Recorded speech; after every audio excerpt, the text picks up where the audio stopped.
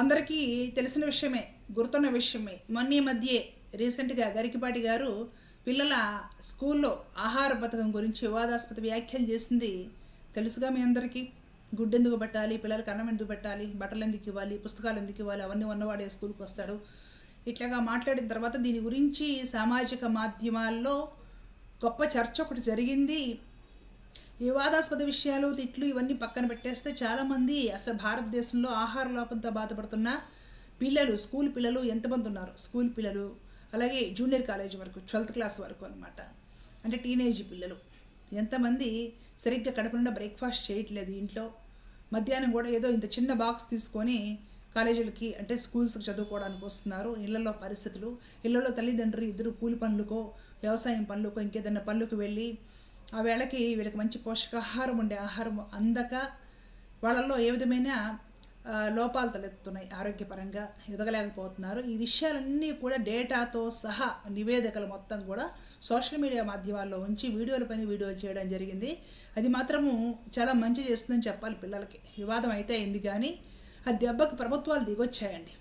ఈ సోషల్ మీడియాలో ఇన్ని రకాల వీడియోస్, ఈ పిల్లల పరిస్థితి ఏమిటనే నివేదికలు, ఈ సర్వేస్ ఇవన్నీ చూసిన తర్వాత ప్రభుత్వాలకు ఒక మంచి అవగాహన వచ్చింది. ఇప్పుడు ఆంధ్ర తెలంగాణలో కూడా పిల్లలకు ఉదయము మధ్యాహ్నము అలాగే ఈవినింగ్ స్నాక్స్తో సహా చక్కగా ఆహారం పెట్టేస్తున్నారు. ప్రభుత్వ పాఠశాలలు, జూనియర్ కాలేజెస్లో ఈ పథకానికి 15వ తారీఖు నుంచి ప్రభుత్వం శ్రీకారం చుట్టనుంది.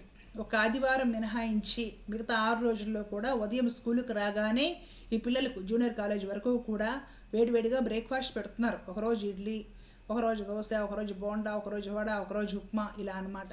మిల్లెట్స్ దోశ, ఈ సిరిధాన్యాలు వీటితోటి పోషక విలువలు ఉండే విధంగా. ఆ విధంగా మధ్యాహ్నం భోజనము, సాయంత్రం వేళ చిన్నపాటి స్నాక్స్ ఇవి కూడా అందిస్తున్నారు. ఇదంతా కూడా హరే కృష్ణ మూమెంట్ ఇస్కాన్ వాళ్లకు, ఇతరత్ర స్వచ్ఛంద సంస్థల వాళ్ళకు కూడా కాంట్రాక్ట్కి ఇచ్చేసాయి. 22 లక్షల మంది స్కూల్ విద్యార్థులు లబ్ధి పొందబోతున్నారు. ప్రైమరీ పాఠశాలలో 720 కోట్లు ఖర్చు చేయబోతున్నారట. దాంట్లో అల్పాహారానికి 540 కోట్లు, అలాగే పాల కోసం 180 కోట్లు, ఇంటర్ విద్యార్థుల కోసము 56 కోట్లు. చాలా మంచి విషయాలు. 8 జిల్లాల్లో ప్రారంభం అవబోతుంది. నిదానంగా ఇతరత్ర జిల్లాల్లో కూడా ప్రారంభం చేస్తారట. ఆంధ్రాలో కూడా ప్రారంభం చేస్తున్నారు. కొన్ని మహాత్ముల పుస్తకాలు, దేశ నాయకులు, స్వాతంత్ర పోరాట యోధులు, కవులు, ఇలాంటి సంఘ సంస్కర్తలు వీళ్ళ జీవిత చరిత్రల గురించి ఎప్పుడైనా చదువుతూ ఉంటానండి. వాళ్ళ పేదరికము, వాళ్ళ ఆకలి, ఒక మంచి పుస్తకం చదువుకుందాము అనుకొని కూడా ఆ పుస్తకం కొనలేని వాళ్ళ దుస్థితి, వాళ్ళ ఆర్థిక స్తోమత. లైబ్రరీలకు వెళ్ళి వాళ్ళు చదవాలి అనే ఒక పుస్తకం గురించి గంటలు వెయిట్ చేయడం. ఆ లైబ్రరీ కూడా అన్ని చోట్ల అనువులో ఉండదు కదా. కిలోమీటర్ల కొద్దీ నడుచుకుంటూ వెళ్ళి లైబ్రరీలో గంటలు వెయిట్ చేసి ఆ పుస్తకము చదివి తెలుసుకోవడం. అంటే జ్ఞానార్జన ఎలా చేసేవాళ్ళో మన పెద్దలు, పూర్వీకులు. మనము ఆ పుస్తకాలు చదువుతూ ఉంటే కళ్ళు చెమ్మగిలుతాయి అన్నమాట.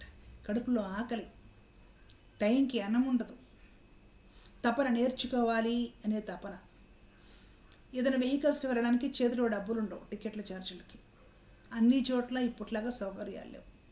కడుపులో ఆకలితో కూడా అశ్రద్ధ, జిజ్ఞాస పర్లాంగుల దూరం నడిపించి అదే ఆకలి కళ్ళతోటి, ఆకలి కడుపుతోటి లైబ్రరీలకు వెళ్ళి వాళ్ళకి కావాల్సిన పుస్తకాన్ని అక్కడ అడిగి తీసుకొని గంటలు చదువుకొని దాని నుండి నేర్చుకొని మహానాయకులు అయ్యారు, గొప్ప సంఘ సంస్కర్తలు అయ్యారు, గొప్ప అధికారులు అయ్యారు, గొప్ప కవులు అయ్యారు, మహాభక్తులు అయ్యారు, మహానుభావులు అయ్యారంట ఎంతోమంది. మనకి చరిత్ర చూస్తే అర్థమవుతుంది. నిన్న మొన్నటి వరకు కూడా ఈ మధ్య కాస్త సౌకర్యాలు వచ్చాయి. కాబట్టి గుర్తుపెట్టుకోండి, చదువు మీద శ్రద్ధ ఉన్న ప్రతి పిల్లవాడికి వెనక ఆస్తి ఉంటుంది, టైంకి తిండి ఉంటుంది, బ్రేక్ఫాస్టు, బూస్టు అన్నీ ఉంటాయి అని అనుకోకండి. ఈ మధ్యకాలంలో నేను ఒక వార్త చూశానండి. ముంబైలో ఒక అబ్బాయి, అది మొత్తము మహారాష్ట్రలో ఫస్ట్ వచ్చాడు, 10th అనుకుంటాను. మహారాష్ట్ర మొత్తం మీద ఫస్ట్ వచ్చాడు. ఆ పిల్లవాడు ముంబైలో బాగా ఇరుకుగా ఉండే ఒక ప్రాంతంలో ఒక చిన్న రూమ్లో కాపురం ఉండేవాడు వాళ్ళ ఫ్యామిలీ. మళ్ళీ ఆ రూమ్ డోర్ తీస్తే ఎదురు మళ్ళీ ఇంకోటి, మళ్ళీ ఆ పక్కన దానికి ఆనుకొని ఒక షాపు. తెలుసు కదా ముంబైలో ఇల్లు పెట్టెలుగా ఉంటాయన్నమాట, అగ్గిపెట్టెలాగా ఉంటాయన్నమాట. అలాంటి పరిస్థితుల్లో నువ్వు ఎలా చదివావు, ఎంత డిస్టర్బెన్స్ మధ్య, అసలు ఎంత అశాంతి మధ్య నువ్వు చదివి మహారాష్ట్రలోని ఫస్ట్ ఎలా వచ్చావు అని అడిగితే ఆ అబ్బాయి చెప్పేవాడు. అసలు అర్ధరాత్రి అయిన తర్వాత వీళ్ళందరూ నిద్రపోతారు కదండి, డిస్టర్బెన్స్ ఉండదు కదండి, అప్పుడు నేను ల్యాంప్ పెట్టుకొని టార్చ్ లైట్ పెట్టుకొని చదువుకునేవాడిని.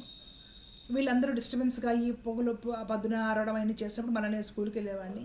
కాసేపు సాయంత్రం వెళ్ళి నిద్రపోయేవాడిని. వీళ్ళందరూ సొద్దుమని నిద్రపోయిన తర్వాత అప్పుడు నేను పుస్తకాలు తీసి చదువుకొని నోట్సులు రాసుకునేవాడిని. ఒక పిల్లవాడి కృషి అది.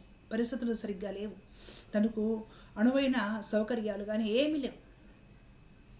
అత్యంత దిగువ మధ్య తరగతి పేద పిల్లలు.